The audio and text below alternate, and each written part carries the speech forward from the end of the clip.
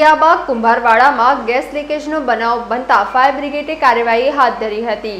સિયાબાગ કુંભારવાડામાં gas લીકેજની માહિતી fire બ્રિગેડને મળતા fire બ્રિગેડના જવાનો તાત્કાલિક ઘટના સ્થળે આવ્યા હતા।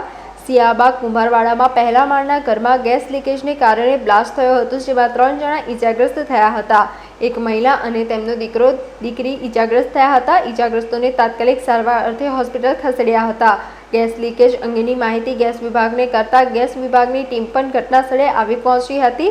વાલ્વ બંધ કરી જરૂરી કાર્યવાહી હાથ ધરી હતી। સમગ્ર ઘટના સંદર્ભે સબ ફાયર ઓફિસર દિગ્વિજયસિંહ પરમાર દ્વારા વિસ્તૃત માહિતી આપી હતી। સિયાબાગ કુંભારવાડામાં એક ગેસ લીકેજનો કોલ મળ્યો હતો। પહેલા માળ પર એક ઘરમાં ગેસ લીકેજ થયો છે તેવી માહિતી મળતા સ્થળ પર પહોંચતા લીકેજના કારણે બ્લાસ્ટ થયો હતો ને તેમાં 3 વ્યક્તિને ઈજા પહોંચી હતી। એમાં એક લેડીઝ હતા ને તેમના બાળક હતા, એમાં એક છોકરી હતા।